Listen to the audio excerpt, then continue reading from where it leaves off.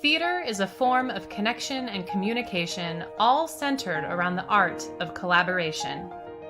From the community playhouse and educational institution to the many regional theaters, on Broadway and in the corporate entertainment world, including cruise ships and industrial events, collaboration is at the heart of every show, every production. Collaboration is the blending of art and science, of creativity and the production process. It is the dance that happens when artists, technicians, designers, producers, musicians, marketers, and a wide variety of passionate individuals bring their talents together to develop a singular experience. Projects with Jason is one such collaboration seeking to inspire, educate, connect, and entertain through a series of unique, multifaceted experiences which seek to explore the wonderful spirit that is generated when professionals of all backgrounds and experiences intersect with rising theater students and educators, bringing together working professionals and talented students in a crucible of collaboration that happens when you put people together in a room and charge them to create something. The results are very special. This series of works is designed to enrich and inspire students, educators, artists, and all others as we look to connect, be entertained, and grow as artists and human beings.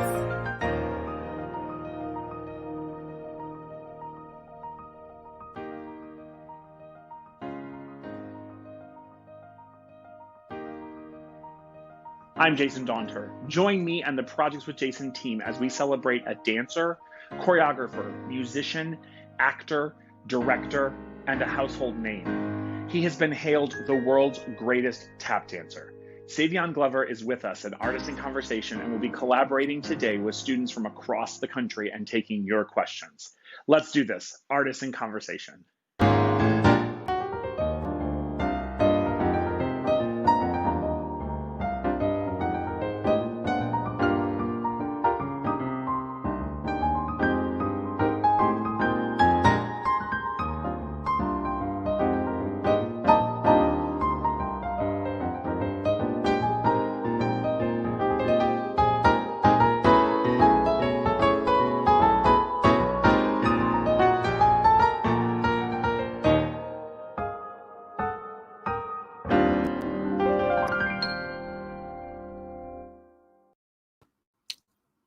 We are back.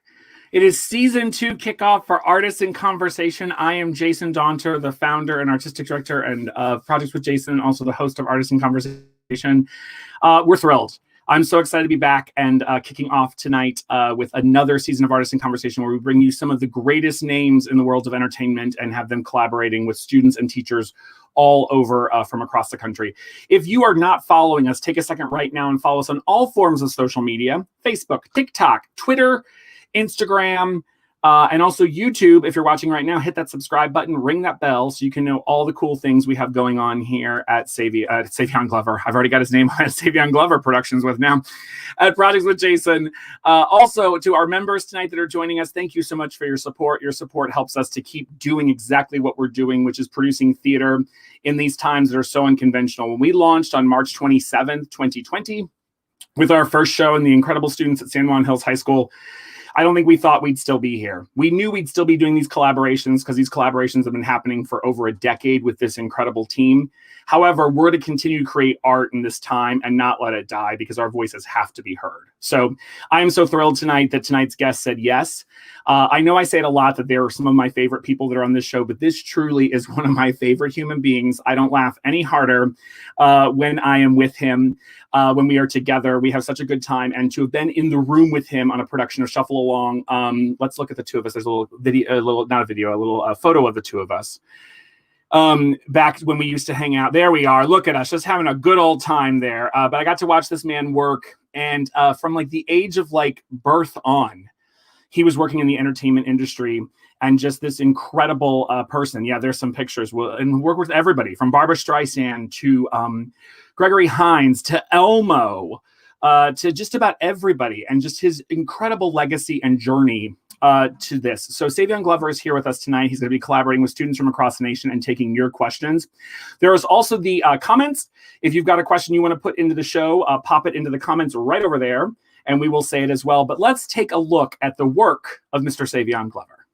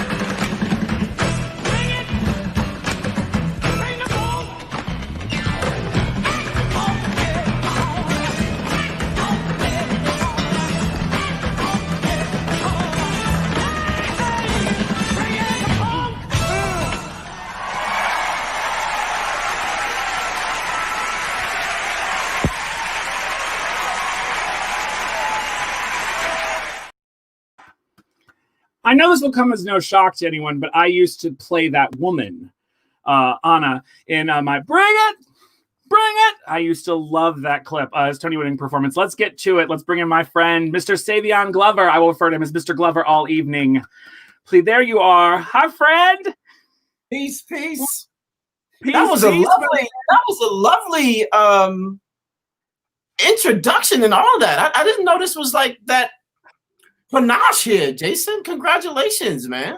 Thank you, my friend. I am so, and what I loved was I was watching you because I can see everybody when they're backstage. But what I love is that you were watching those clips that you didn't know we were going to show of you, and you're just smiling. And the smile is not about you and your talent. It's about the other dancers that are with you, because I know that look in your face. And you're looking at what Marshall's doing and all the collaborators you have on that stage with you, and thinking back to the time of where you were, because you are so effing talented, but yet you delight in the work that you do with the dancers. And I remember you saying in an interview for Shuffle Along that you would say to the legend, Miss Audra McDonald, like, I can tone that down. And they'd say, no, do it again. We're going to get it. And they wanted you to do the vision you wanted. Yeah, man. Not just with that particular experience, but that's my, my job. As I to go from like watching the clips, performing in the clips, and then being able to know exactly what you said, like what was going on that day. Like It's like knowing what's going on the bandstand, and then when you're on the bandstand, you're doing the thing. It's just always being in the know. As far as, when you talk about like being able to, like I offer to tone it down, or not tone it down, or just pull it back, or just make it more comfortable. Receivable, yes, for there you them. go. Receivable, that's better. Yep. Receivable, make the dance or the choreography more receivable to whoever has to do it. It will still come across as if it's something, not only exciting, but difficult to the audience. It depends on how well the person can execute the simplicity of it. So I know the choreographer, especially dealing with somebody like the Great, the Fabulous, is like, you ask, right? Then I'm able to say, I could have made her look like she was going for it, or she was selling it effortlessly. And by her going for it, she wound up selling it effortlessly. So that's exactly it. You are a household name, and the excitement about you doing this show has been just like buzzing. I mean, you say the name, and even the students that are on today, I said, you do know who he is, right? And they looked at me like, we'll knife you if you ask that again, because they were like, yes, we know who he is. We're well aware. So you're this household name, but I want to go back to where it started, which was in New Jersey. And as I did my research and stuff, is this true? It was like your grandmother was a minister of music who played for, Whitney Houston, and like the family had performing ties, right? Like there was always arts in your life. Oh, way before I was thought of. My grandmother, before my grandmother was my grandfather was, like, they were both piano entertainers. My grandfather would play for Jerry Lewis and things of that nature in the Catskills. This is when that was going on. My grandmother would then travel around and play with, what is the term when you play for the Army? Oh, like a USO? Like a USO? Okay. Involved in things like that, traveling around. But yeah, she wound up a minister of music, in the nation. And my grandmother was what I would look at to be, eccentric, an eccentric woman. And the talent was way there. My great grandfather is Dick Lundy from the Newark Eagles, the Negro League, Negro Baseball League. So he was like he was the first, captain of the Negro League, and that kind of energy has been lingering throughout, I guess, my family or my background. At least as far as I know about my mother. Now, I may have another thing going on in me that I'm invested in about my father that I don't know. Sure. So, but I think what's interesting is that there was never your family. It sounds to me, and correct me if I'm wrong, but that your family, there was never a you can't do, because you were around all of these people from your grandparents and stuff that were trailblazers in all of these different fields. It didn't matter what your upbringing was, what the color of your skin was, any of it. You could do anything you put your mind to if you wanted to work hard enough, is what it sounds like. I mean, there was no you can't. Oh no, the only thing we had to work hard at was trying not to do what we were good at. It was hard, like, not to be playing the drums around the house. Right. And at the same time, I didn't have that parent saying, don't do that. My parent was saying, you have the show ready when I come home from work. We would have a show. My grandmother, we would be rehearsing, and we would, I'd be playing the drum. My brother would be playing the guitar. We'd have a show ready for my mother, versus someone saying, don't do it. Our support system was from the time I was in my house to my neighbors to the time I got to my school. I grew up in an environment that it seemed like, I think that's where I don't know how old the term is, but when you started calling your uncle, but he wasn't really your uncle. Yes. And when you started saying auntie was your auntie, but there wasn't really an auntie, and cousin was your cousin. Like, I grew up in that kind of thing. So it made Miss Blackwell, who was my daycare center teacher, she felt like an auntie to me. The daycare was like 5 houses up At the time, this is now 49 Rose Terrace in Newark. So I went to Avon Avenue School, lived at 49. The daycare center was like, again, 5 houses up on Tracy and Rose Terrace. And again, from my house to the neighborhood to my friends, it was just family. We had no, what would one refer to as discouraging. Yeah.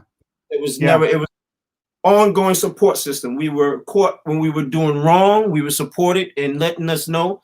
The neighbors, I was around that time when the neighbors still let the kids know, hey, Savion was running after such and such in the street, and they whatever it was. And my mother would see me for it, if not my grandmother. You know what I mean? So the support system was there. I think that's part of what we're missing right now.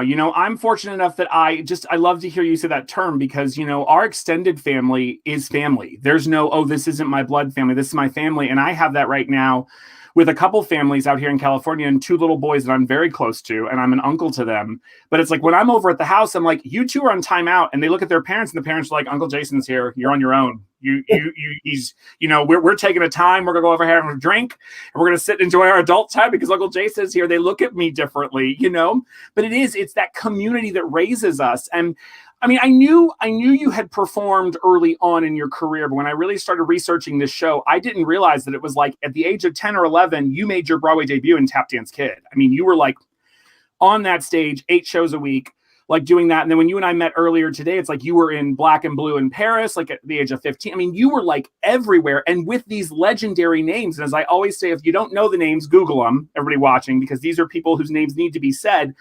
And also your space that you're in. Talk to us, because I know the rehearsal room, you love the stage. I'm giving you 8 different questions, but you love the stage, but is the rehearsal room more sacred? Do you want to be in front of an audience or do you want to be creating? Which one is more home to you? I need to get my pen and paper because this is, it's interesting. I can segue many ways, but okay, so both are on the table. Yes, okay.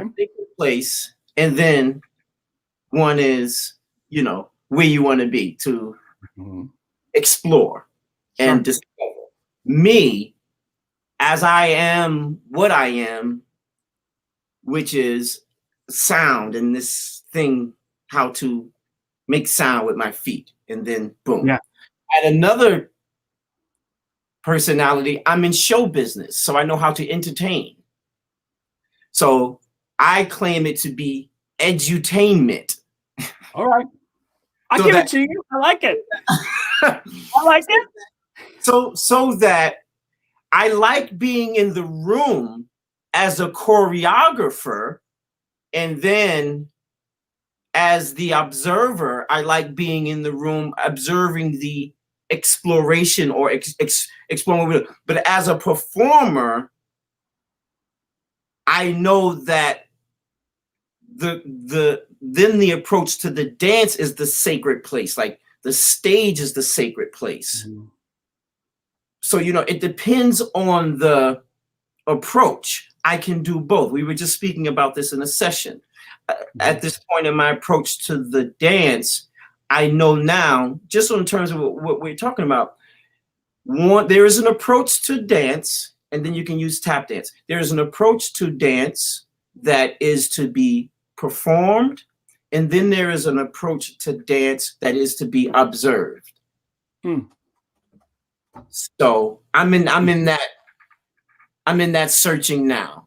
Yeah. So the ground shift, to get back to the immediately answer your question, the ground shift. I love them both, obviously, but it depends on who I am on the day. I do. We all wear different hats, right? And I know when you're in the room, there is a focus and there's an intent in who you are. But if you're in an event and you're Savion Glover, he's still the same Savion, but you are like Mr. King of Charm, and you know how to work that room and you know how to do that smile. But it's when you are in the room and you are working, it is focus. And I'm sure because you look at some of the names of who you grew up around. Just being in the company of, and you've got photos in this studio. I mean, just seeing when you just turn on the camera and I saw the studio for the first time, I was like, it's so you. It's so who you are. You carry the memory of all those people. Your drum set is there. All the things that you embody are right there with you. So talk to me about some of these legendary names, from, you know, Henry Latang to the Sammy Davis Jr. to Honey Coles to the Hines brothers. I mean, the list goes on. That we were joking earlier that you call yourself you're the hooferologist, right? It's not tap dance. Now.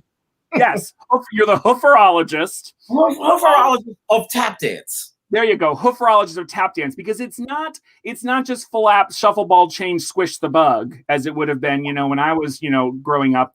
Nothing wrong with that. This was a different style, and it became the syncopated rhythms, and it was stuff people hadn't seen before. And you are literally like first generation of those people that created it. So talk to us about that and who they were.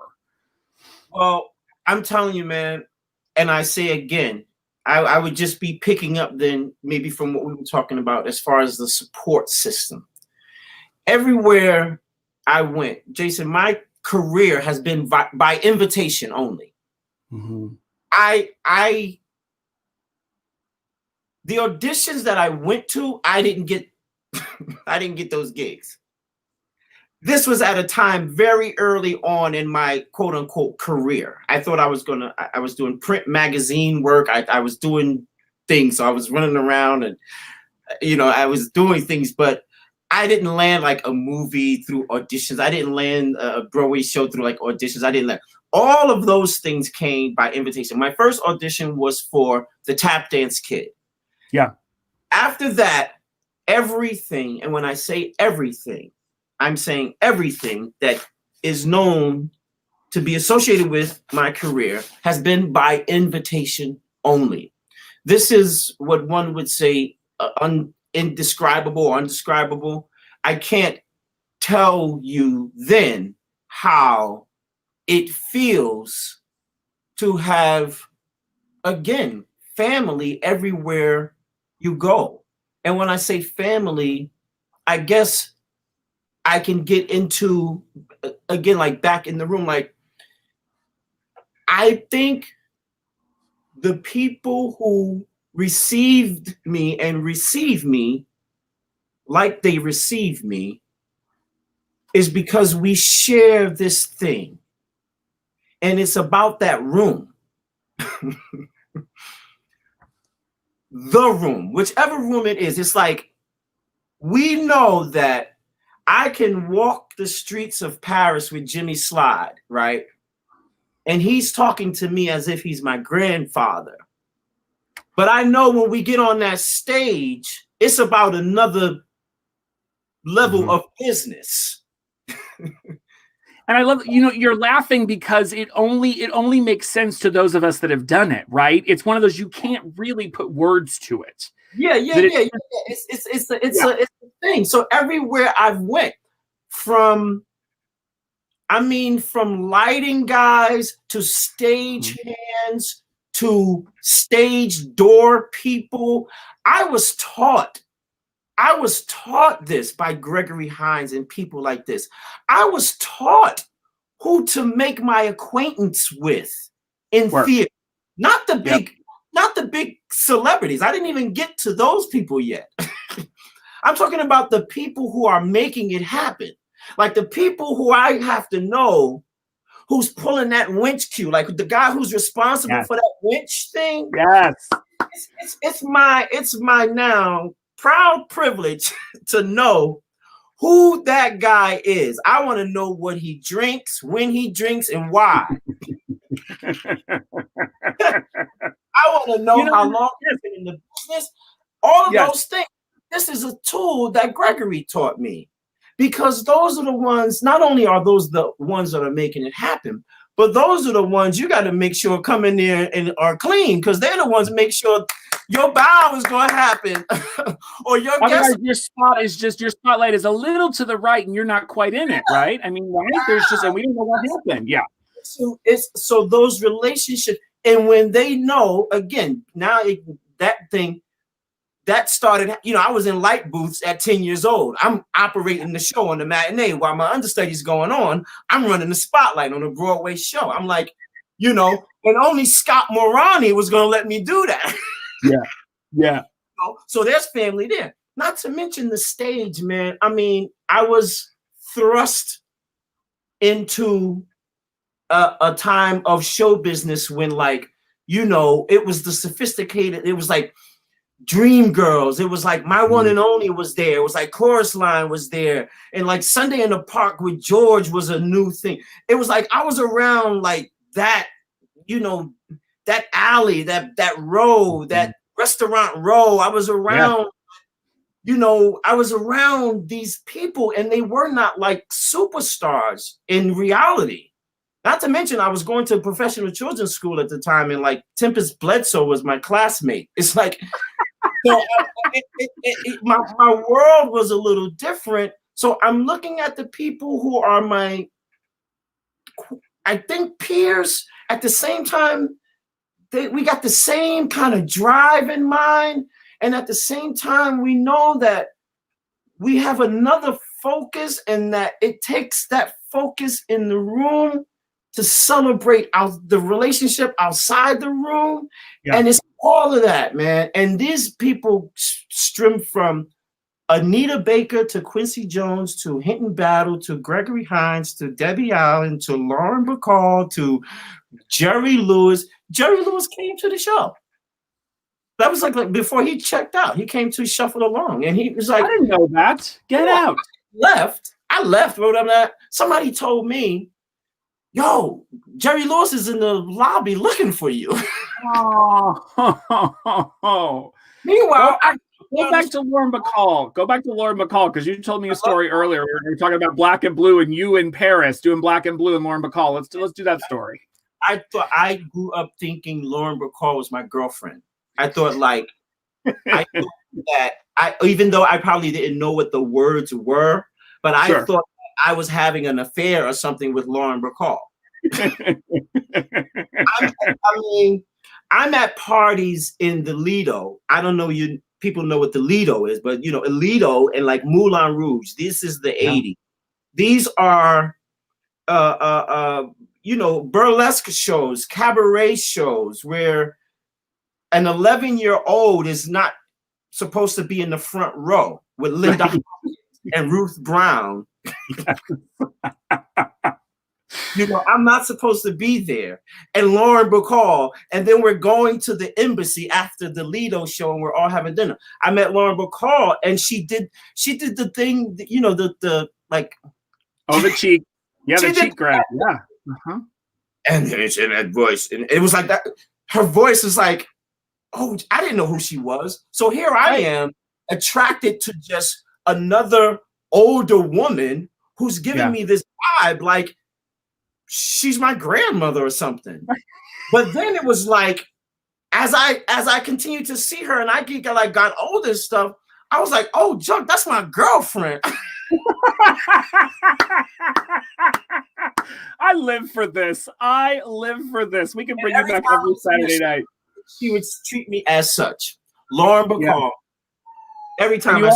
You also said too earlier that you toured, you know, from like the time that you started traveling the world. Your mom was your momager, is what you called her, and she was with you everywhere. My mother stayed with me. She quit her job. She stopped working, and she just became, my momager. And that went from Newark Symphony Hall to streets in Brazil, man. I did a lot of my European travel just in that early. This is when I was with the Cats. They were doing these tours, like, you know, I don't know if people know Mel Howard and producers like this. This is like, I don't know, like 1,000 Years of Jazz. This is like after, so after a bit, how you say, not reinstallment, but revival. Sort of revival, but I can't think of when the dance came back after Renaissance, a big Renaissance, maybe Renaissance, something like this. Sure. 1,000 years have passed. 1,000 Years of Jazz, that show, and that was like, I think that was like one of the last, if not only, shows that was comprised of the Hoofers. That was considered like a show. And then there was nothing until the revival of like tap dancing. And I think I was a part of that revival, and being a part of that, it was like being there. Mm-hmm. It was like being there at like the turn of something, because I'm hearing people say, oh, tap dancing is a dying art form and all this stuff, but at the same time, I'm with all these guys and we're doing it. We're traveling around, and I mean, just to bring it back like to my mother, like my mother's there. My mother's at the same time. My mother had her career. Like, she was also office administrative law. She was working there for the city of Newark. She was then when you speak of Renaissance, she had with Alberta Hunter in the Newark Renaissance. My mother was heavily involved in that, not only vocally, but vociferously. Yeah. With her opinion on politics and things of this nature. So my mother was singing. She's gospel also, and so the merge of me in the entertainment business, eventually, she just became, how you say, a part of that, because she would then become tap dance mother, right, and then sing at those different things, and then she would begin to do in the tap dance community that left me. Left me elsewhere. But my mother was there, man, up until the day she said peace. I love that. God, we have so much to get through tonight, but I want to jump because I want to get to some of these students, because you've had the Hoofers Club School for Tap in Newark, New Jersey for like ever. I mean, you've been teaching, evidently, correct me if I'm wrong, but since you were like 14 years old, you've been teaching. I mean, you've always been in the room teaching. And I know students and this idea of the Hoofers and this model and this style of tap is so important to you. So when you and I first met about this project, and I said, I loved it because you said what other artists had said. And you said back to me, you said, why am I just going to perform? They can see that. They can come see me do that. You said, I want to work with them. And I don't necessarily need dancers. Right. I want to see just, good actors, because again, everybody keeps coming back to, and we never planned it this way, but all of our shows, we're all coming back to, it starts with a story. It starts somewhere, right? Otherwise it's just getting out there and it's just doing a flap shuffle ball change, or it's just doing, this, or just singing a high note as high as you can. It's got to be rooted in something. So you said to me, let's work with them. You've not even met these students yet. Right. And we're about to meet some students, and you're going to just work. And I don't even know what you're going to do. We're going to get to just see them get to work with you and be in your. I'm using this as my hat. Gregory's little promotion there. Wait, are we doing this now? Let's do it now, right? I'm just going to bring them in. I'm going to tell you who they are, and you're going to work with them. Okay, good. That sound good? Let's do it. So I'm going to introduce you all to some students. It's all about sound.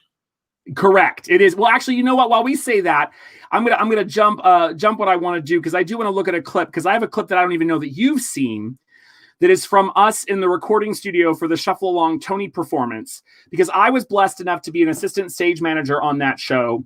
And I was with you a lot in the costume meetings with the legendary Ann Roth, where you talk about. That was some of the more fun times in my experience in life. I didn't mean to cut you off. I mean, that whole process, and we're going to get to that, because that whole process was just unbelievable, to be in that room and watching a group of Black artists collaborate together on a show that was of their community, and to be in that room, but to then sit in a room with you in a costume meeting where I went into it just thinking I'm going to take notes, but then hearing you talk to Ann and say, like, no, the taps are very specific and they have to have this, because the bigger the tap makes the louder the sound, and that's not what it is. Yeah. And it's got to have color and it's got to have shape. And I was like, I learned so much just through osmosis of it. And hearing you talk about, what the floor was going to be, what the floor treatment was going to be, where the microphones were going to be, because it was about the sound. And even those clips we looked at earlier, you can hear every little nuance you do. It's not just bang, bang, bang, bang, bang, bang. It's bang. So this little clip is fascinating, because it shows you in the sound booth where Carissa Royster, who is our dance captain, is laying some taps for the Tony performance, and it kind of shows exactly what you do. So let's take a look at this real fast. The very first sound. Make that.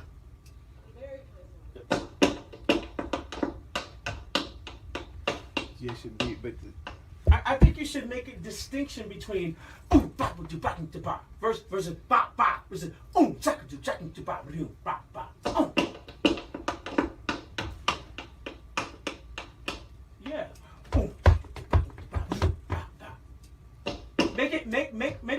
Make the first sound, if you will, a chug.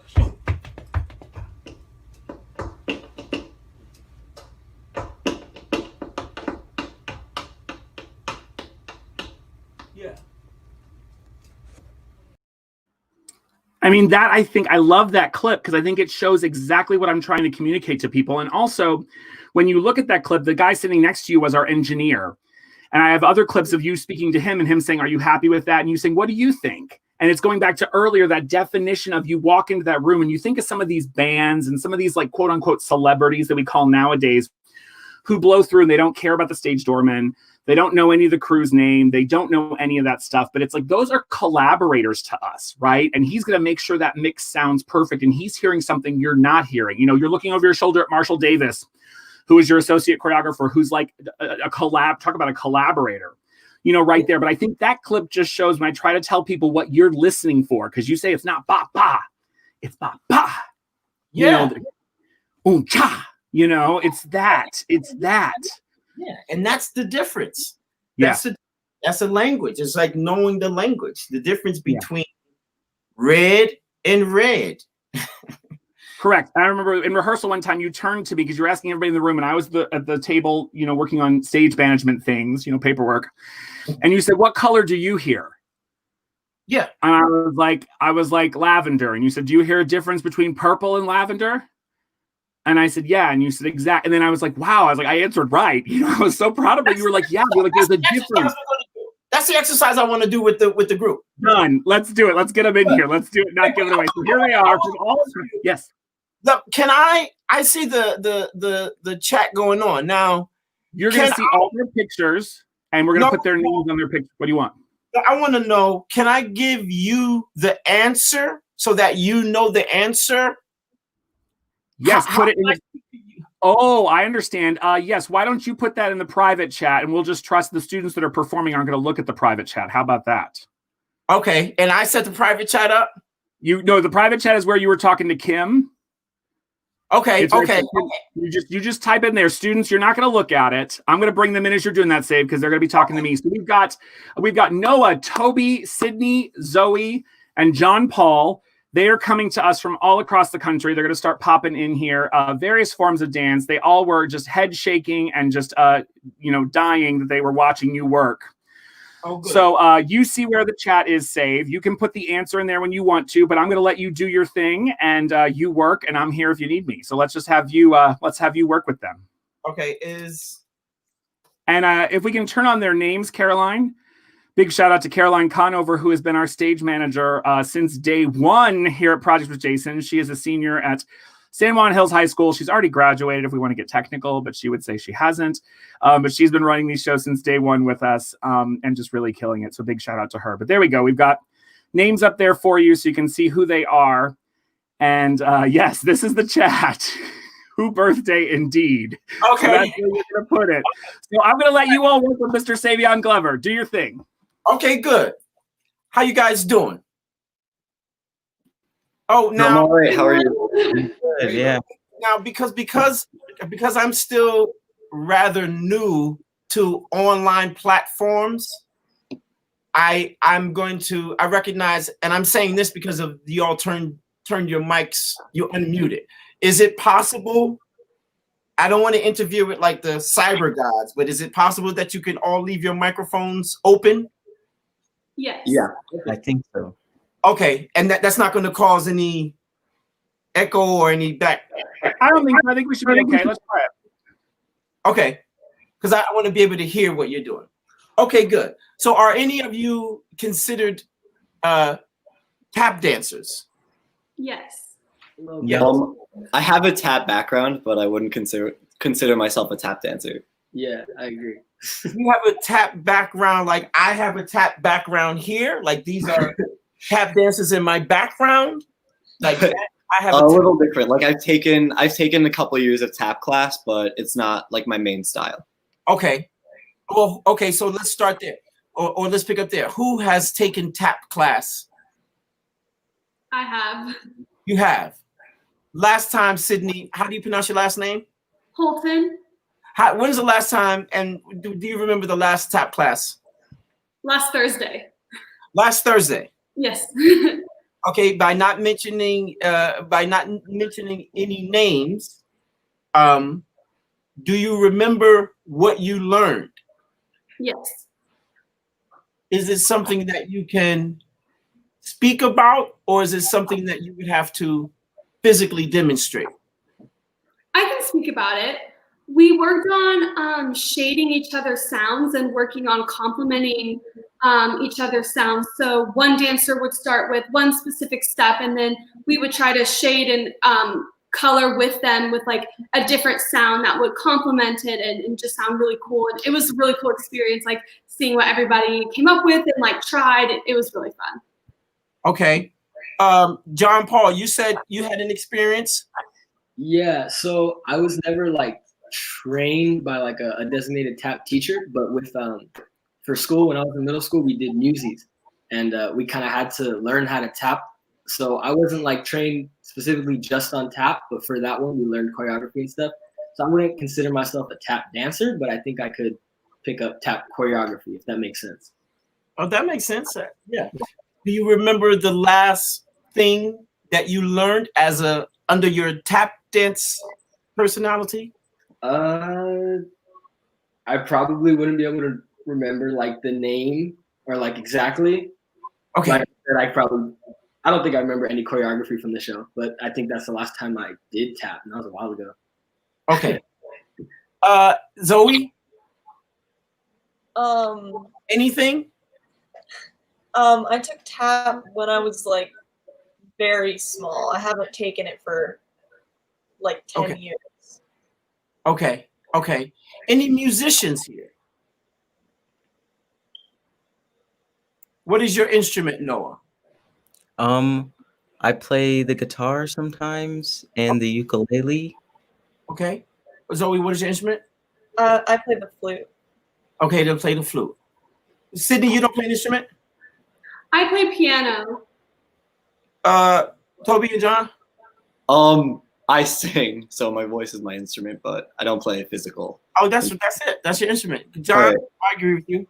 I mess around on the guitar sometimes. I don't really know how to play, but like just mess around. Okay, John, do you have a sport that you're into? Yeah, I love playing basketball. That's my sport. Okay. Okay, good. So you all are operating at a level of, I'm going to say, science, unconscious science, right? So I believe that, so I mutually understand that we all have something in common, which is like we practice like in some kind of rhythm or another, right? What I am more interested in, and this is only due to my experience thus far with sound, I'm interested in giving sound time. Same vein as Sydney was using words like color and shape versus terminology like shuffle off the buffalo. Do you know shuffle off the buffalo, Sydney? Yes. Okay. Toby, do you remember shuffle off the buffalo? Yeah. Yes. John? Can't say that I know shuffle off the buffalo, but I know what a shuffle is. Okay. So at this point, again, just picking up, at this point in my experience with, I'm going to say tap dance, but then what I'm referring to is the dance. But what I ultimately mean is the sound, right? And then just giving sound some time or some color or some shape or some personality or some story, right? So if we take this amount of time Oh, do I have a metronome? No, I don't. Okay, but that's cool. I can go. You all have a sense we discovered, right? Of music. Yeah. Mhm. John being more sport inclined musically versus dance. I mean, I love music like just all together, and I love singing, I love dancing and stuff. But yeah, I guess you could say that. Are you singer also? I'm sorry. Are you a singer also? Yeah. Okay, good. Okay, good. So let's take.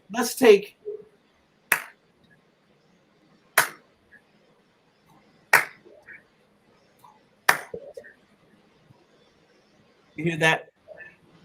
Mhm. We're gonna take 1, 2, 3, 4. Okay. Now, in other worlds of theory, they'll say that's 4 counts of 4. 1, 2, 3, 4, 2, 2, 3, 4, 3, 2, 3, 4, 4, 2, 3, 4. Other words, they might say 1, 2, 3, 4. Other words, they might say 1, 2, 3, 4, 5, 6, 7, 8, 2, 2, 3. It depends on how you're counting, right? But it's all to have this understanding here. We're dealing with 1, 2, 3, 4. Right? First, we establish a sense, and we're cutting it down because of the time restraint. First, we establish amongst us, those in residence, we establish, a hint at the language. So we play the game that Jason mentioned in the intro to this. So the game would be, we choose a color, right? And each one, I put the color. Someone knows what the color is, who'll be Jason or someone in another world. Yeah. You'll make a sound to see if it matches the color. There's no wrong or right here. This is a safe zone test. Off the record, demonstrations like this are used in, psychosis or psychological practices. But we haven't. We're just operating at a level where we haven't been diagnosed yet. Okay, some of us have to wait to be diagnosed, and then we think we are. But boom, we're diagnosed from birth. We're you, us, me, we're born on display. Okay, so let's establish and this is like just establishing that that I say "sup" instead of "what's up." If we were to meet outside and I say "sup," "what's up, yo," you would know that I'm saying to someone, "Oh, he's just saying hello, how are you doing?" So to play this game, we're just establishing that we're going to get on the same kind of wavelength. Okay, so and you don't have to dance this out. You can use your this.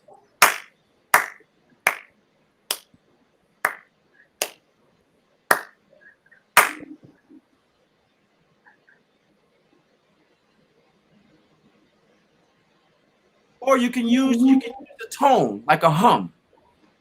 You can use a sound. Yeah? If you don't use your clapping hands, then just use a sound. So what I mean by that is I'm going to now put a color in the chat box. Right? You guys then give it a personality. You say what color it could be. Yeah? And Savion, they should see the color. The audience shouldn't see the color, but the dancer should see the color. Yes? No, these 1, 2, 3, 4, 5, these 5 that I'm looking at should not see the color. Great. Don't look at the private chat then. You all don't look at the private chat. Come on, John. I see that face.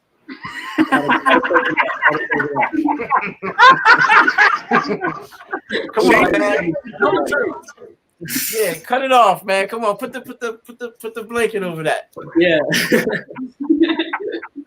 Okay. Okay, you ready?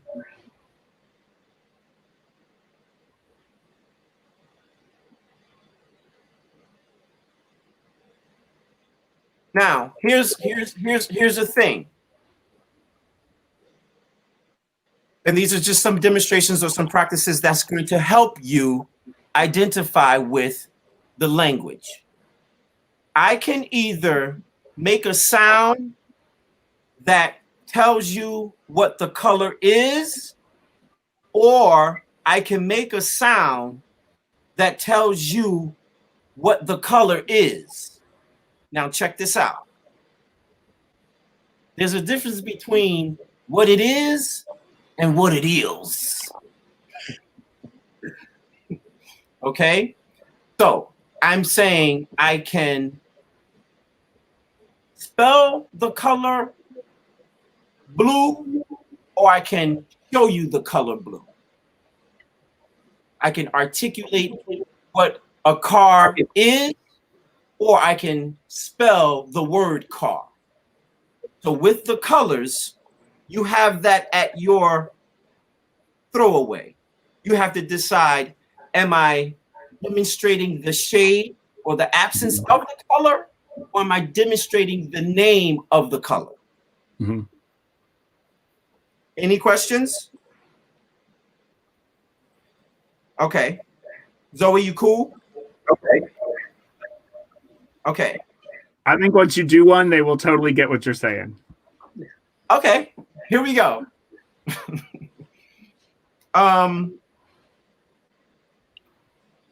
Wait, I want to change it now. Now I want to do this. Ready? Here's the tone.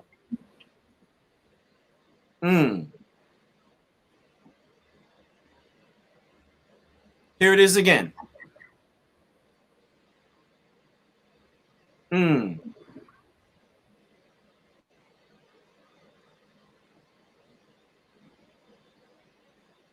Here it is again.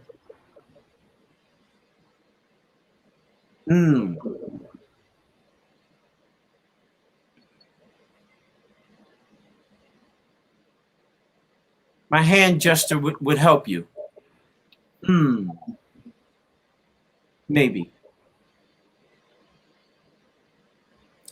In the spirit of the great late Alex Trebek, I'll give you some music.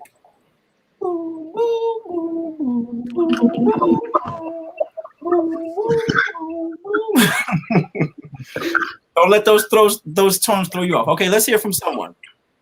One So at you a want them time. to guess what color you are creating? Yeah, what color I am imagining that tone is. With that, yep. With that. Do it, Noah. You got it. Go on. Give an answer. I thought green because it like rang out, and then the hand. I don't know. I just pictured green in my own. Like. Okay. Okay. And let me show you. Let me share with you how I would see green versus the color or the shade that I'm thinking about.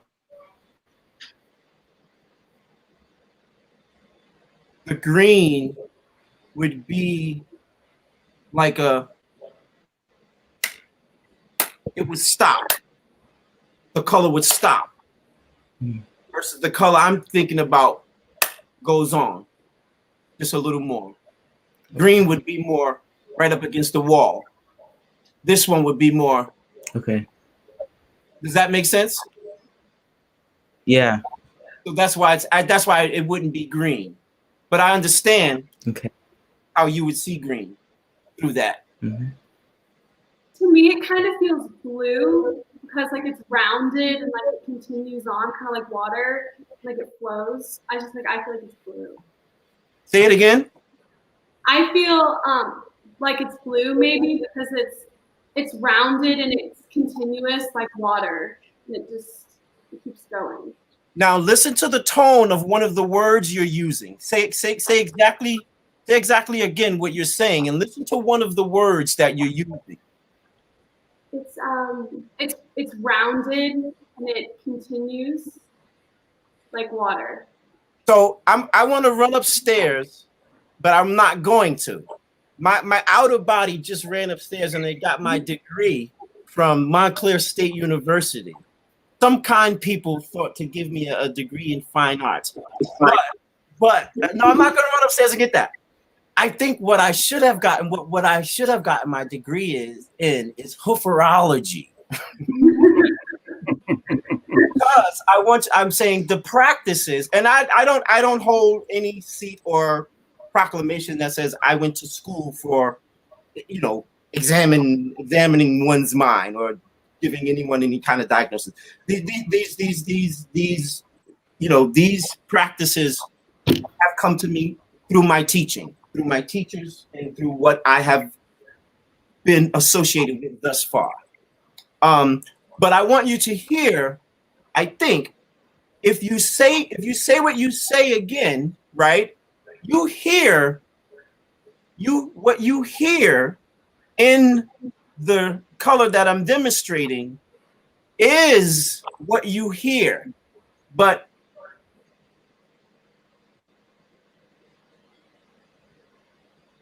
it's more round than blue. Do you hear yourself hearing the roundness of the sound of the tone? Yes. And I'm going to be Oda May and say you hear that because you hear the color. The tone maybe that you hear is the word. But you, Sydney, you want it to be the tone. But if you heard now the word in that tone, would it be a different color? With the inclusion of the roundness that you are experiencing? Mm-hmm. The more that I think about and like focus on that word round, it feels more purple to me. But I don't know. Yeah. It's also interesting. So you refer to the absence of color as what? The absence of color is white or black. White or black? Which one, Sydney? This is it. You got to make it. You guys, one or the other. Then black. Okay, the absence of color is black. Okay, let's move on because I know we're doing so. So come on. Who else? Well, I was thinking blue too at first, but when I think about, I think I read kind of when I give it a second thought. I think red kind of feels like it surrounds you, if that makes sense. Like red kind of feels like all encapsulating. When you go like this, I kind of feel like that's red. Does that make sense? It makes perfect sense. It makes perfect sense. Let's hear from John. I think the first thing, for some reason, that came to my head was red. But then after you guys were talking about the roundness of blue, I felt like the mixture of those two would make sense, and the mixture of those two is purple. I think now my final answer would be purple for that.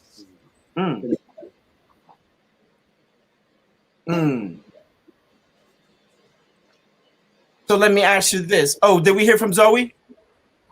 Let's hear from Zoe. I also originally thought red, but then when you said to pay attention to your hand movement, I started hearing gold. Gold. Can I answer for the production team because they've all taken a vote and even some texts that I've gotten? We all heard gray. Just a weird collective. There were like 5 of us that said gray, and we didn't say it together. It just came at different points. And I'm like, interesting. So we're throwing that one out there. Okay. Now, what should I do? You should show us what you should do. If you're asking me, I want to see you show us. What I want to say, because I think in order, I would like to think that in order, just like we just spent a little time with examining the difference with Sydney, and I just want you to listen again. Right? Remember the laws of nature, the laws of this nature, which is the tone can either show you what the word is doing, or it can demonstrate what the word is. It's like painting the picture with the tone. Painting the picture with the tone. And it's a color. Painting the picture with the tone, and it's a color. Listen, I'll give you closer to, listen to the word. Listen to the word.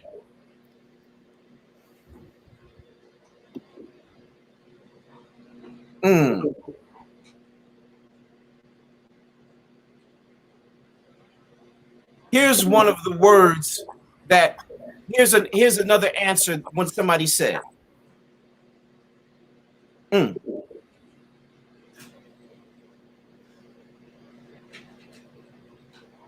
that green? Yeah, green. The second one you did? Yeah, it sounded like green. Who gave this answer?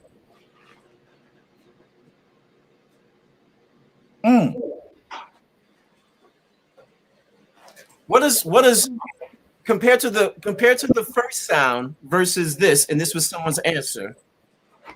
If I said do do do do do do do, what am I saying over and over? Do do. What word am I saying? Do. What color am I saying? Is that purple? Do. Come on, Noah. Do. Hear that? Blue. That's blue. Now Okay. listen to this. Now listen to this. Right? Here comes another answer.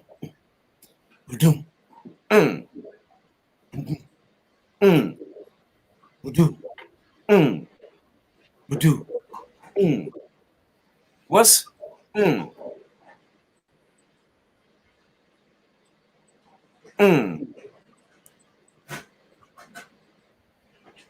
Red.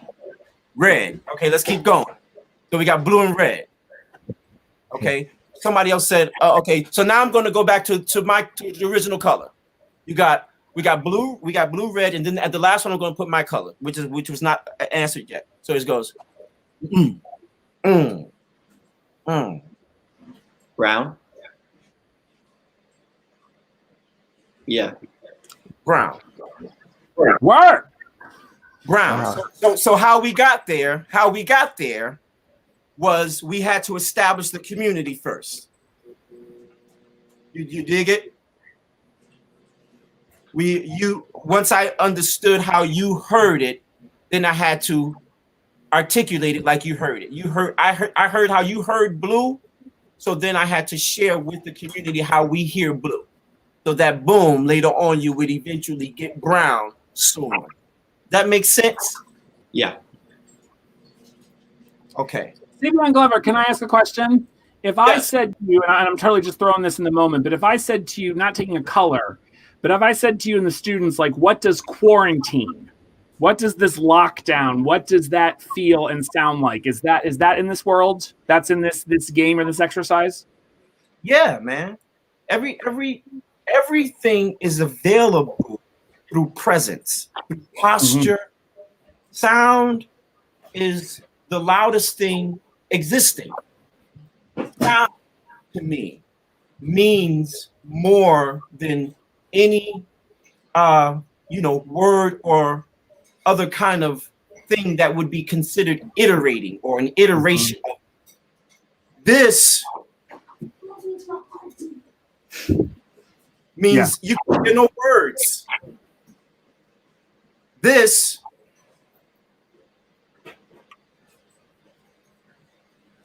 there's no words.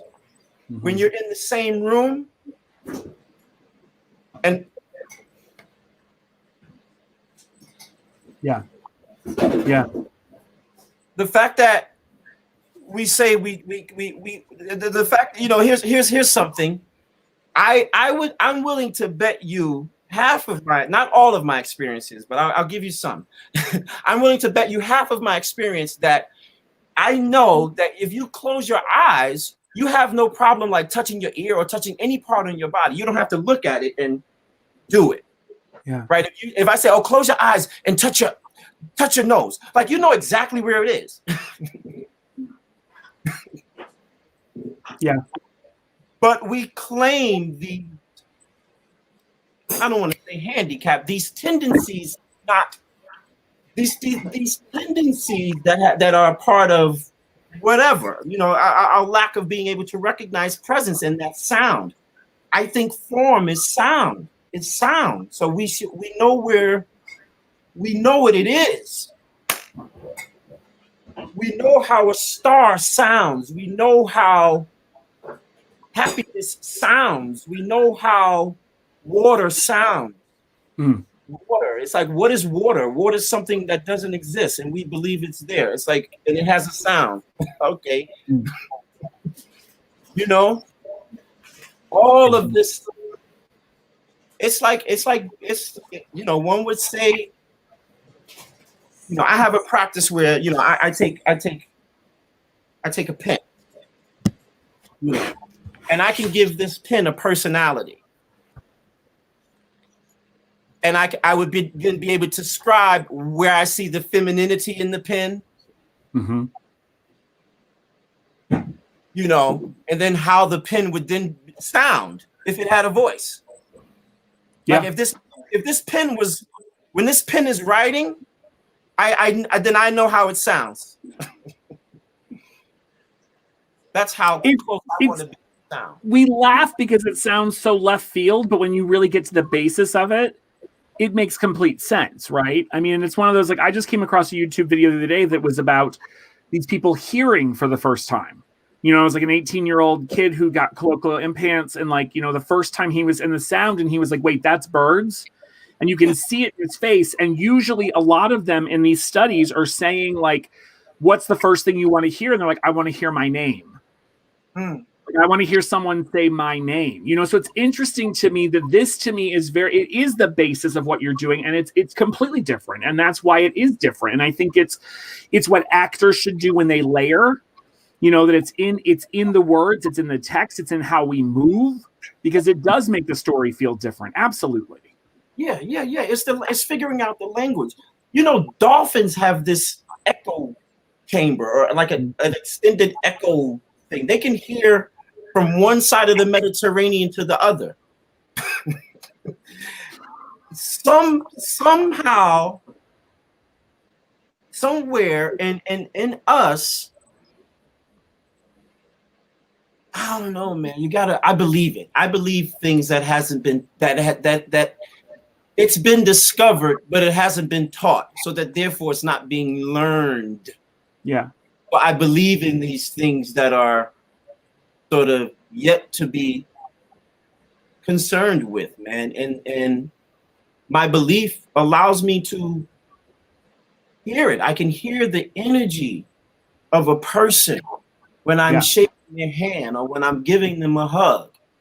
I identify with the energy. I can hear the presence of these intellectuals here on the screen. I can hear the future through their presence. I'd say amen to that. Yeah, I can see it. And then I'm not just like, you know, because they're there. I'm saying this is what I see. No, and I think you can. I think that's in my younger years, I didn't tap into that energy. You know, you get a gut instinct about people sometimes when you meet them. And that's why I think that phrase, trust your gut, right? There is an energy, there's a presence you get, there's a good sense you get from people. And like, I see how intense this makes sense, right? You guys, once you get on the wavelength, like you guys were right. The fact that like, I think it's interesting. There was a comment too, that like the adults heard gray and the students went brown with, you know what I mean? That the difference that the adults heard something different than the students heard. That's what's interesting, right? That there's something to that age difference that we heard. And I think that's it too. And I think that's also what we're talking about. Now I'm going to go off into left field. but we're talking about the theater experience, right? That when you're creating a experience like a show, it has to relate to everyone in the audience. And I remember, I think George Wolfe said when we were doing Shuffle that it wasn't about us forcing our experience on them. It was about them being able to relate to what they could take away from that piece and have their own experience. Yeah. So me as a 39-year-old gay man, I can't talk about the things that are in Shuffle Along, but I can relate to some of the indifference. I can relate to loving a theater piece. I can relate to that drive. But no, and I think that's part of, now we're really going there, but part of what the problem is right now in our world is that we can't even have empathy for each other. Someone with cancer, I can't directly relate to, but if you're a single parent, if you're a child from a divorced family, if you're from a low income or you've got a silver spoon in your mouth, those are all of our experiences. But until we can learn to be empathetic and try and understand each other, that's the problem, right? Yeah. And we don't look that deep. So I think with this, that's fascinating to me. And I think that just the different, when you get into Savion's mind, you understand what he's saying and you get it, you do start to see it. And I think you all will now walk into your next situation completely different from that. You know what I mean? You'll now be listening to things that when you walk away from this tonight, you're going to turn on the TV, you're going to turn on music. And what do you hear? That's why I love orchestrations, right? You hear something in an oboe and you're like, why is that line so important? What is under that makes me keep coming back to those songs of the 50s and 60s? Yeah. Why? Yeah. Why do we go back to that? Yeah. It all makes sense later. Yeah. It all makes better sense later. It seems like, that's how it is. I want to move on to some questions. We're gonna see you guys in the Zoom afterwards. Okay. You passed with flying, unless you want to get them on your feet. I'm going to give you 5 minutes if you want to get them on their feet. Well, I mean, again, man, I just took that amount of moment just to establish the. Let's do 5 more. Do 5 more and let's get up because I know people want to see you move and they want to move. The thing is, so we would get back to the time we established, right? Yeah. That exercise there was just to demonstrate the language. So you take those 8 bars. We take 1, 2, or what we do is 3, 4 bars, and we create with tones a sentence. It's funny. All of the things, if not most of them, that we were just that Jason was just mentioning, come into play when we are approaching this kind of practice. That me? Remind me later. All things come in. All things, like, I know as a dancer, since that's what I'm claiming, I have to involve my mathematics. I have to involve of course, my history. I have to involve my science. I have to involve my palette, everything, my sense of art, what I think is beautiful, what I think is sad, what I think is, everything has to come into play. What I like to drink, what I like to eat, everything comes into play when I am trying to execute something. Yeah. Again, when Jason said about creating something or presenting something or then executing something that allows someone to go on the ride and then have an experience where they have experienced the experience, not because they have experienced the experience that they're talking about, but the experience that we're sharing. Like Chuck Green, one of my gurus and mentors of the dance, he says, with the dance, you want to do it as if the audience feels like they can do it, knowing that they can't do it, but you want to do it as if they feel like they can do it. Now, how do you do that? That comes with the sense of your aura. That comes with the sense of your presence. Nowadays, one might call it the sense of how you selling it or not. You dig? So we're going to so go back into this. The tones. We're going to use 1, 2, 3, 4, 2, 2, 3, 4, 3, 2, 3, 4, 4, 2, 3, 4. We come up with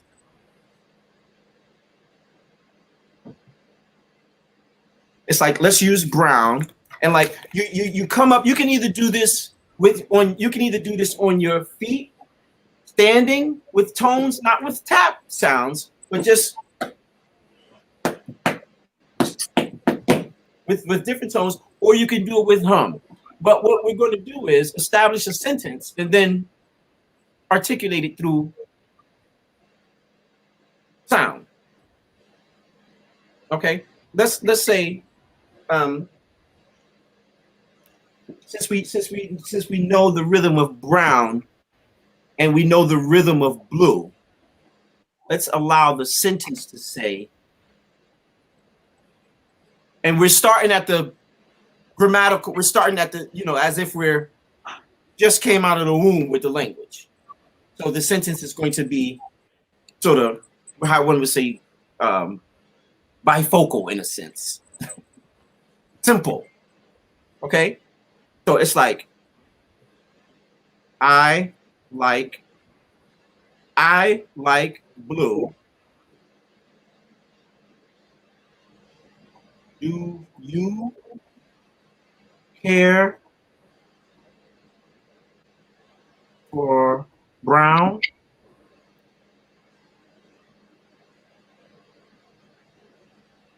Here are the words.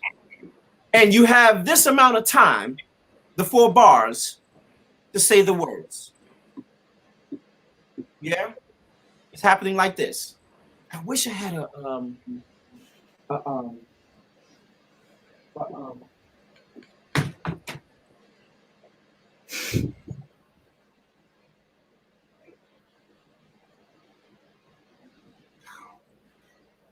Oh, okay, I know what I'll use. This is going to come in handy.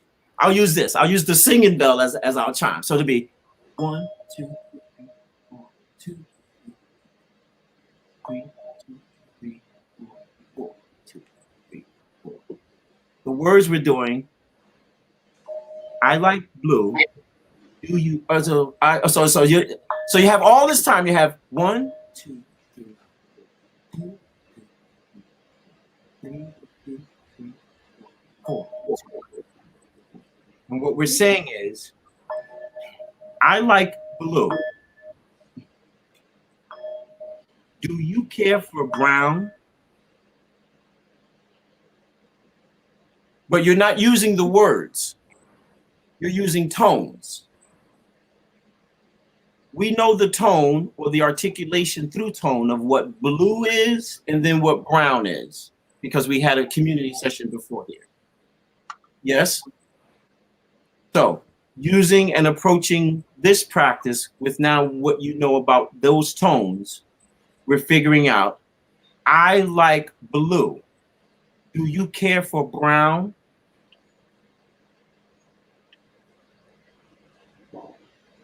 And you have 4 bars.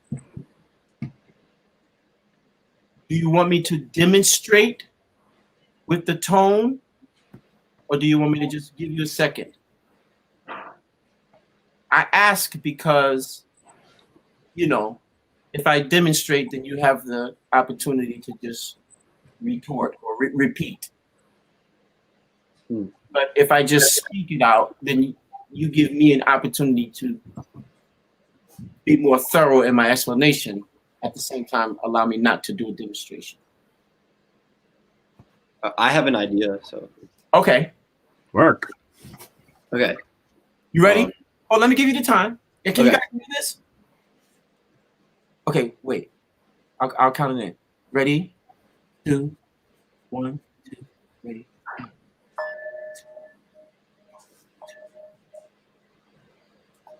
Should I just start whenever? And it has to be within the 4 bars. Yeah. You can start whenever. Okay. But I'm gonna count you off, and then you have 4 bars to articulate it. Cool. Okay. I'll give you. Does everyone know what counted off means? Okay, I'm counting it off. I'm going to give you 1. I'm going to give you 1, 2, ready, go. 1. Okay. Okay. Here we go. 1, 2, ready, go.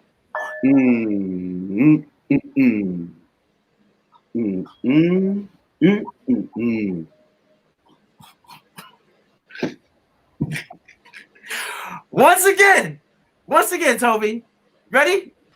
Yeah. All right, here you go. 1, 2, ready, and. Mm. Mm. Mm. Mm. Mm. Mm.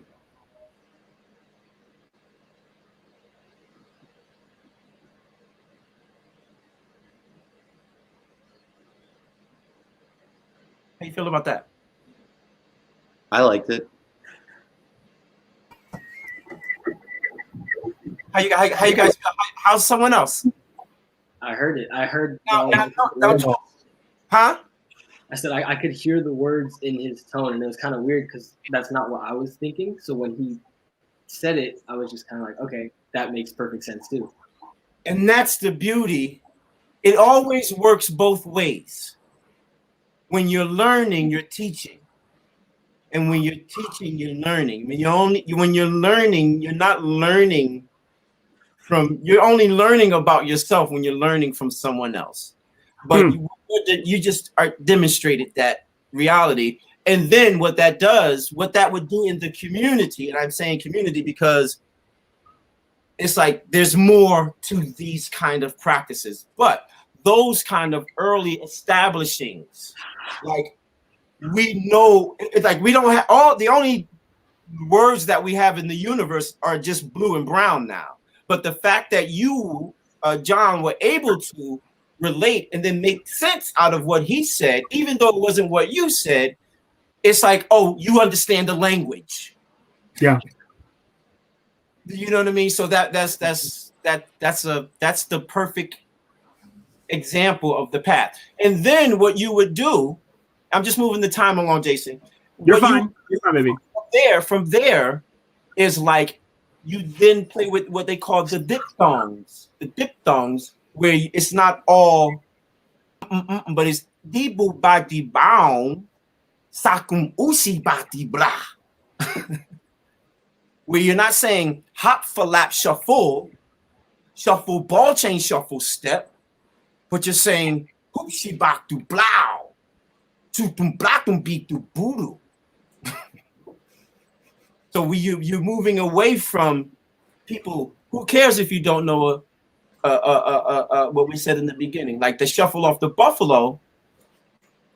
You know the term? No, but you know the sound of it. Ooby dee bop. What matters more? You know, it depends on the community. So you have to it's about believing in it. Yeah. And then seeing it and visualize, it's all of the stuff. You have to see it, visualize it, imagine how it tastes, imagine how the texture of it, everything. And then that has to come out through your sound. Yeah. Or through your vocals, or through your cooking, or through your painting, or through whatever it is you're trying to express. It's like you have to put everything.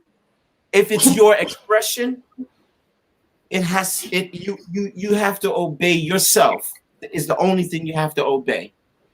And all that you are should be displayed through your expression. Right. And whether it's writing, singing, I don't care if it's jogging, whatever it is. If it's and that's the thing. We have all these techniques for acting, right? There's Stella Adler, there's Stanislavski, there's all this. So why with dance is people are like, oh, well, this doesn't make any sense. No, why should it not be the same guttural, emotional? It comes from somewhere through dance, right? I mean, it's the same exact thing that when the emotion gets too heightened, we sing, and when the emotion gets even more heightened, we dance. So why shouldn't it have this kind of research and response behind it? So you guys think about your colors. I can see your minds are blown. You're going to be back on the Zoom with us afterwards. You're going to see more of Savion after the show. We're going to move on to some questions. Well done. And I think what Savion said too, that I want to make sure everybody hears, is that the biggest thing, because I'm in rehearsals right now for a show, and the rehearsal hall should be a safe space. And even when Savion is doing that smile and that laugh thing, it's because he's either hearing what he thought it was going to be, or he's hearing you do something different and he's relishing in it, right? So that's what he said. It's a safe space. It's not, I think that's what's so great about our artistic world, is that we get to what I might say in one line, you take a different line and you have a different read to it, right? And it's the same thing with this. So this is all amazing, but I'm telling you, you will now hear things differently for the next couple days based off of this conversation. And what does the world look like? I used to love, my favorite thing in New York was putting my headphones in, getting on the subway and going to work, and just whatever I was listening to, watching the soundtrack of New York go by to what I was playing. Yeah. You know, whatever music I was feeling that day and pumping me up, but watching the person pick up the trash or watching the homeless person have an interaction and just watching the city come alive to that. Right. And I think music is so important. So I give you guys a major props for going down this rabbit hole with him. Soundtrack right now. This is the soundtrack of my existence. Everything is acting as the soundtrack. The music that you put in your ear is just that's the overture. But the soundtrack is still, the soundtrack is going on, man. I think that's the important, like when we were speaking earlier about like that old music. Well, why do we go to that quote unquote old? That's the soundtrack of our lives. Yeah. During this time, I can't play any. I'm not to discredit anything, but I can't play today's music. That's gonna give me a sense of. I gotta put on like Public Enemy, or some Marvin Gaye, or some Heavy D, if I want to really get down. I can't put on the things that is considered what we have to move to now. I can't do it. I need my soundtrack. Yeah, because I need that to so everything is the soundtrack. Everything. Your parents are the soundtrack. Your teachers are the soundtrack.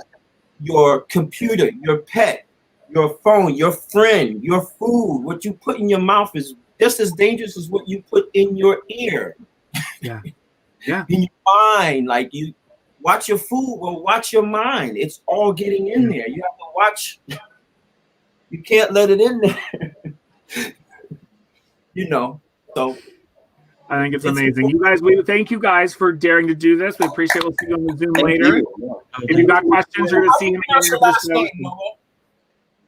Huh? How do you pronounce your last name? Kroom. Like room with a C. Got it. Yeah. Thank you, gang. We'll see you on the Zoom afterwards. Right. Thank you so much. Mr. Glover, before we move into a couple of questions, I want to talk about George C. Wolfe and your relationship with directors, but also especially with him, because you were cast in Jelly's Last Jam. Right. And in your 20s, I want to say, maybe you were 20 something and you got Jelly's Last Jam and went into that, and George was directing that. Yeah. And that was your first experience with George. Then you and George went on to do Bring in the Noise, Bring in the Funk. Yep. And then you fully were the choreographer, not on stage in a show for Shuffle Along. You were not going to be in. There was a time where you maybe were going to go into it, but that you were a choreographer. So what has that relationship been like with George? All of you were there, though. Do what? I said one night I did perform in the show. I wasn't going to bring it up. We'll bring that up on the we'll bring it on the after show. You did pop up on stage that night. You did indeed. And then we got you ready for the Maya and Martin short show. Yeah, I recall. Yes. But talk about that relationship with George Wolfe and a couple, because teachers are also out there tonight, and what educators have meant to you through the years, because I know he's an educator to you as well. Educator. George is an educator. I consider George a friend. I consider him a teacher, mentor. As far as I'm concerned, George Wolfe is one of the smartest thinking people that I've ever come across. It's like my grandmother, and it's like John Coltrane and all those people. But then George, he's up there with just his way of thinking. I dig it. And then all of that lending towards the person, the kind of person he is, which to me, again, words fail me to try to describe that. But again, man, it's that sense of, it's those kind of relationships that go beyond the room. Mm-hmm. It's I can say I've had. You mentioned Jelly Last Jam. Well, it was Jelly Roll. It was something else. Oh, get out. Okay. George's hair was doing all this. So that's when I first met, when we were doing readings for the thing. That didn't take off. It wasn't until Gregory got involved and Pam Coslow. Oh, wow. Okay. And then it went to Broadway. So I was a part of that early stuff, man. And just like anyone in their right mind, first meeting George, I thought he was out of his right mind. Yes. Yeah. Which I think attracted me more to it. My handlers had a different story, but I was attracted to that energy, and again, man, he just, I guess like a lot of them, he saw whatever he saw in me. Yeah. And there it is. Begin to recognize whatever that is. And then the friendship came along with it. And the work, it's like relationships like with George Wolf and like Spike Lee and people like that, for me, like it ruined my life because it's like they change perspective so much. Yeah. That you can't view things. It's like, as I prepare to continue to mature, it's like the view gets different, perspective gets different, the hearing gets different out here in this thing. So when I meet someone and then have a chance to kind of get to know that person and then see the knowing of them reflected through their work, it's like, it's hard, because then people like that become, for me, like, there is no other way. It does. It spoils you, right? Because you judge every other experience based on that experience, and there's no other director that can either do that, right? Yeah. It'll ruin your life. It'll make you seem like everyone else is like not as smart. It'll make you seem like everybody else. It'll make you experience a level of ignorance that you need to come in touch with. Completely. And I mean, George, my favorite line from Shuffle Along was always, "Where's Savion Glover? I need Savion Glover. Where's Savion Glover?"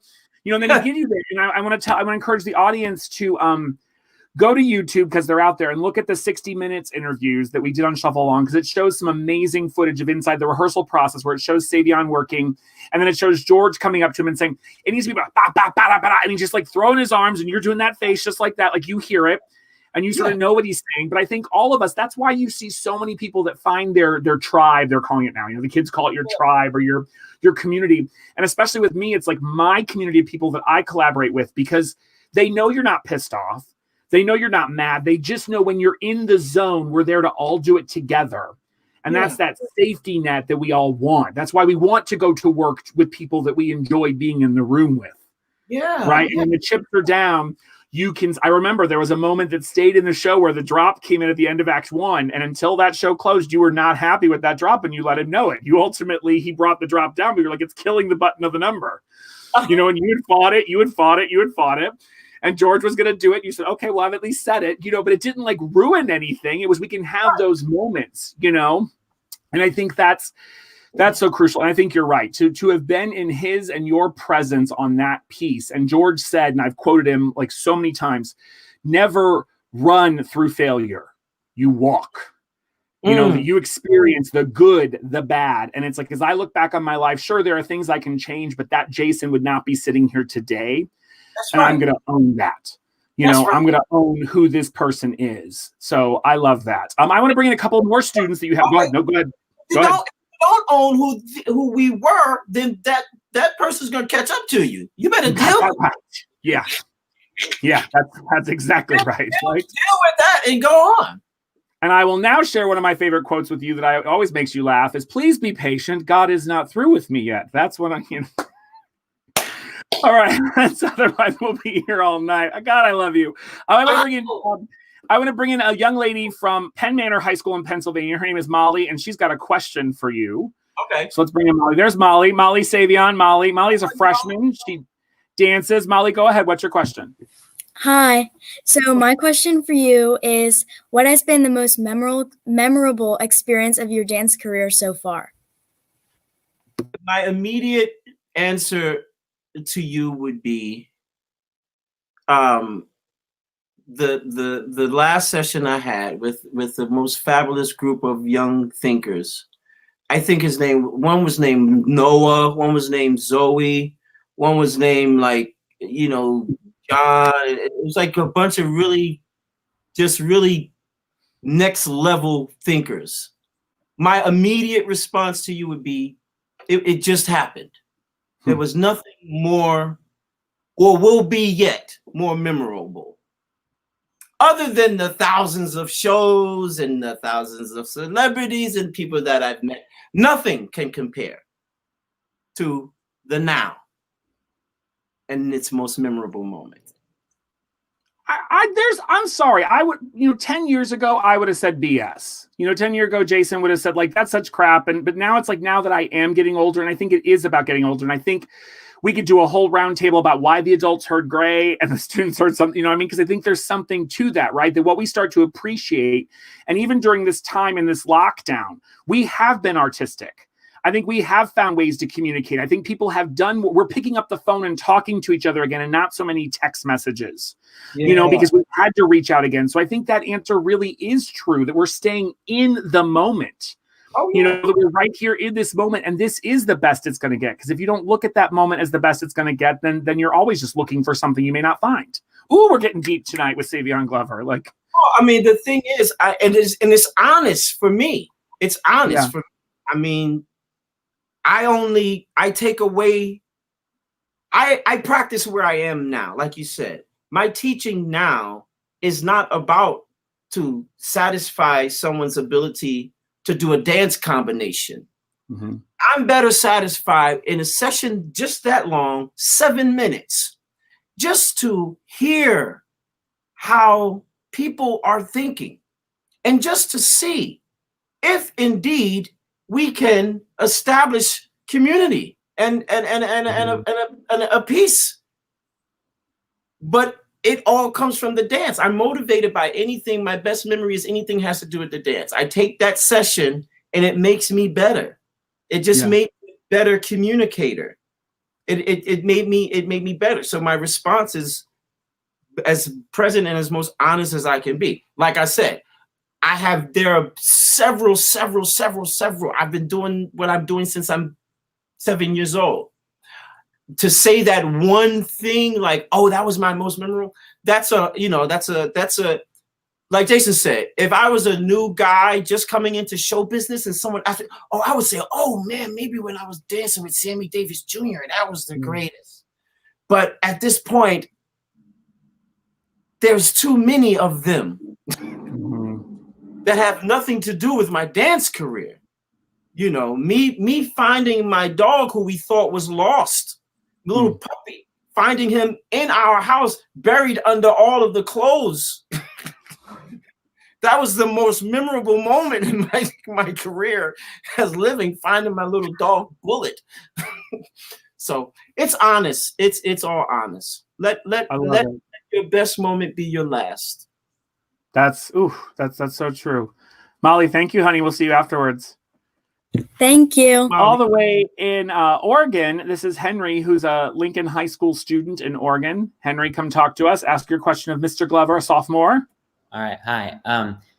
Right now, there's a lot of division in the world. Do you think that dance and the arts can be an avenue for change and for unity? I know that the only thing that is the thing that keeps us going is what we're doing now, expressing. Some people do it, whether it's fortunately or unfortunately, some people do it through dictatorship. We are doing it through art. We're doing it through dance. Our life, so we have we being whoever calls himself artist, performer, entertainer, whatever you do, your responsibility just increased. The measure of your responsibility. And when I say responsibility, I'm talking about it would behoove you to take advantage. It would be all of us right now to come out of this. Like, we have no choice to come out more, better, more creative, more in tune, more artistic, more. Everything is doing, like, everything is bubbling right now. Everything is available. There's too much available for us to be like for us to be monotone. Everybody's like thinking in stereo now. So I know, if not for the arts, if not for things like poetry, if not for things like movement, we don't have voting. Right. If not for these things, if not for people and whatever it ultimately turns out to be, whether it's called marching or protesting or whatever it is, it's art. It's something that's not in the dictionary. It's something that you don't go to school to learn. Yeah. You can learn how to afterwards. But art and expression, songs, dance, it is definitely highly impactful right now in this climate of our country, of our world. And I know that at the peak of its difference, it's going to be, and we have no choice, it's going to be like it's never been before. I don't know what everyone else is doing, but my next project is 30 years in the making, and it's explosive. Jason is the stage manager or whatever he wants to. We're going to Vegas, baby. We going to Vegas. We're going to do it. Did I just spill the beans on that? We got that Vegas residency coming up. I've been waiting for that one. I'm going to be there. Yeah, no, the arts, man. Singing. I think we, again, like I'm saying, we don't have a choice but to better take advantage of this climate to better become our voice. Yeah. And I charge us to take responsibility, take better responsibility of our goal, which is the enhancement of the arts. Henry, great question. Really, really great question. We'll see you in the afterwards. Thank you. I want to also bring in two educators as well who have questions for you as well. We got Randy Jackson, who's in North Kansas City, Missouri. There's Randy. Hello, Randy. Hello. Hello. Go ahead and ask your question of Mr. Glover. Okay, when you're approaching a new show or new work, how do you decide which songs are going to require tap, or do you go with a different dance style with it? That's a good question. A lot of times it's all determined by the room. There's a goal, there's a direction, there's a director, there's a choreographer. Okay, so there's a myth. If you ask some brilliant people, they might say like all choreographers are just struggling directors. So maybe I'm one of those people. When you work with I'll just take somebody like George Wolf in a particular show. We've figured out how to use the language as dance or use the dance as language. So that already would set apart what might need to be a tap dance number. Okay. Or a number that moves, a number that lends motion to the text or that lends movement to the text. So that decision fluctuates. Sometimes, obviously, we need a big production number, right? And we know what that does. So that's decided. Sometimes, I've witnessed George Wolf in his apartment or whatever doing the whole show by himself from top to bottom, like, oh, this is what it's going to be, and we're going to do this, and then he'll do what they're good, and he'll sing the song, he'll do boom, boom. Not the best singer you want to hear, but in the moment it sounds fabulous. And he's doing the thing and he's doing the thing. And once I see it, then I can hear it, and then I can go into my thing and I say, oh, okay, this deserves this kind of motion or this kind of movement. I remember specifically though, real quick, being in one of the rehearsals for Shuffle, and I believe it was the train number. Yes. Mm-hmm. Graveyard Shuffle. Graveyard Shuffle. Graveyard Shuffle. Yep. Man, George did. He put the battery in my back. He came. He told me. He was like, "This is not good. It's not moving." He was like, and I was like, I was offended. I was really offended because we were laying down some serious information. Yes. I wasn't moving yet. I was in my musician head with the choreography. So when he told me that, I sat on it. I walked away. I got angry, but then I came back and I heard what he said.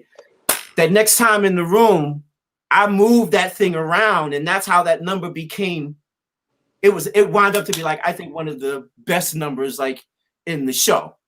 It's one of the greatest numbers in musical theater history. I mean, in terms of what it did storytelling wise and just collaborative, how Peggy and Jules lit it, all of it. I mean, how that whole thing came together was unbelievable. I remember you used to say to me, you'd be working and George would be in another studio and he'd say, I'm going to give you 45 minutes. I won't come back early. And then he'd go over and you'd say, lock the door. And you at one point put me in the hallway and I'm like, I'm supposed to tell the director he can't come in the room. And you were like, he can't see it early because he would see an early version of it. He'd start giving you notes before it was really finished, right? Like, and you'd say, lock the door and do not let him in. I'm like, I can't do that to the man, you know? Like, and you have to do that. And again, that goes back to that relationship. Maybe not many people will tell their director to stay out, but it's like, because he's always creating. Yes. You see, George can't tell you to go create something because in his mind, it's already created. Creating it. Yeah. So you gotta be. I need just 2 more minutes ahead of him. Right. And then I'll be able to deliver. And then for that matter, that would go with anyone who places a visual that needs to come to life on me. I can hear it, but I need, it depends on what it is. I maybe could put it together like that, but something like Graveyard Shuffle, I noticed I was approaching it rhythmically and it had no movement, it had no shape. And George said that thing to me and it changed my life. It did. Great question. Thank you, Randy. All right. See you later. Thanks. All right. Peace. From Lincoln High School again in Oregon, this is Jim Pierenboom, an educator, with our final question. Hi there. Hi, Jim. Nice to meet you. How do you pronounce your last name? Pierenboom. Pierenboom. It's pear tree in Dutch. Oh, good. Oh. A partridge in a Pierenboom. That changes it. We're going to remember that at the holidays. There you go. My question, I started tapping during that Renaissance you were talking about, and it was really exciting. It seems now that the way the kids get a chance to tap are the classics, and nothing wrong with them, but like anything goes, no, Nanette. What do you see happening in the future, or what do you want to see happen in the future for kids who want to tap besides those classics? I would then bring in Exhibit Scott Rudin. People are in position, sir. And this is unfortunate. Some people are in position of responsibility. That question, right? So we're talking about my life now. When you say, where's the work in this area of blah, blah, blah, blah, blah. I came up in this tap dance thing believing that it was my life. Like, well, if you're not doing this to honor Jimmy Slide, then what are you doing this for? If you're not doing this to honor Gregory Hines or to honor Sammy Davis Jr. or to honor John Bubbles, why are you doing this? I didn't know why people were tap dancing this particular approach. I knew why people were doing the classical, not classical, but the Fred Astaire approach to tap dance. I understood that. Oh, that's entertainment. But the Lon Chaney approach, which I think can translate to be rhythm tap or whatever they call it now, was a different thing. So I thought that it was like, well, if you're doing this, then you pledge allegiance to the dance and all hoofers are responsible. Blah blah blah blah blah. Yeah. you have people in position, man, who are responsible for our craft. They are responsible for the popularity of our voice. And it takes every now and then, and I'm only saying this from my experience now with a platform like Broadway, and maybe we can have the conversation. It's every now and then that you get a Broadway show where, and you can even, you can remove tap dancing and then put singing. People, it depends on what that person in position who's responsible for the art, it depends on what they want to take their risk on. Mm-hmm. You know what I mean? And not a lot of people in those positions of responsibility want to take risk, specifically with something like tap dancing. Mm-hmm. It has to be spectacle.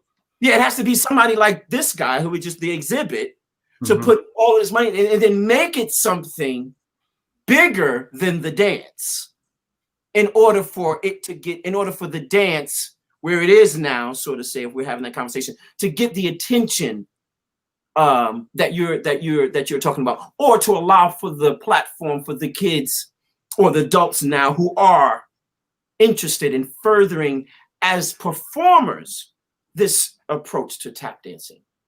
Yeah. I think it's at the same time,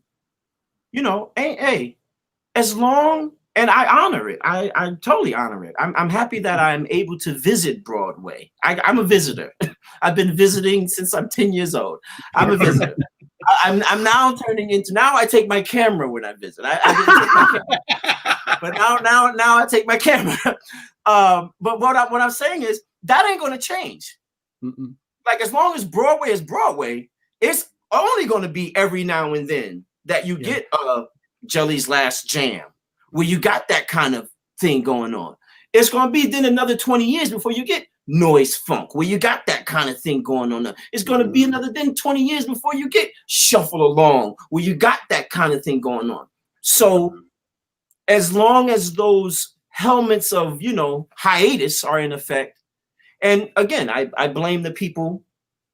I'm just putting the blame on those people in position because they know we're out here. They know about that resurgence. They know about that thing you're talking about. They see what the kids are doing. They know what's going on, but it's got to be something, worth something better than the integrity that we share. Right. Yeah. About the art. That's my response. I love it. Great question, Jim. Thank you so much. And thanks for all you do, you and Randy and the students and everybody tonight. And I know the educators right now are really working through tough times with online, in the room, all the stuff. So we really thank you for all you're doing in the classroom. That's for sure. Thank you. Thank you. Save, I can't thank you enough, my friend. What a journey tonight. It's always so great to be with you. And I can't thank you enough. This is going to be amazing to have had these stories and just your insight and what you bring to the time. And I know you're still creating and you're teaching and we're waiting, and we are. I'm going to be there. When we do it again, I'm there because we're also getting a reality show out of it. Jason and Save, the Vegas show. It's on, man. They had Ice Loves Coco. Why can't they have Jason Loves Save? I think that's a total. Wait, what's your hometown? St. Louis, Missouri is my hometown. Well, Detroit. I was born in Detroit. If you want to get technical. Oh, okay. I was thinking, what happens when Newark and Detroit get together or something like that? I was thinking. Ooh, that's good too. That could be good. Yeah. What happens in the entertainment field? Newark and Detroit, the connection. I'm telling you, it's gonna happen. It's gonna happen. But Detroit to Broadway. Yeah, but I don't care if you're the star and above the title. I will write you up if you're not there at half hour. So we need to just get that down right off the bat. I've been written up before. By better stage managers than me, that's for sure. Savion Glover, I love you. Thank you for being here with us. I'll see you on the Zoom afterwards. All right, that's Savion Glover, everybody. Yeah. Amazing. I just want to thank you all for joining us as we kick off season 2. If you're watching in time, I want to wish everybody a happy Thanksgiving. If you're not following us at Projects with Jason and all the social media, you can also find out information if you're not a member and you're now watching this, or you know someone who wants to be a member. projectwithjason.com will give you that information. We have our hashtag applause for you happening right now in November to thank all of those organizations and just be grateful because we are still so lucky. I know there's a lot of things right now that just seem crazy and uncertain, but we are so lucky to have the things. And so tonight, for applause for you, one person of the Project with Jason team that I haven't really mentioned, I think, on a show before because I love them so much, but she's kept me looking good since March 20th. It's Rosie Bentink. She's a dear friend. The Project with Jason team loves her.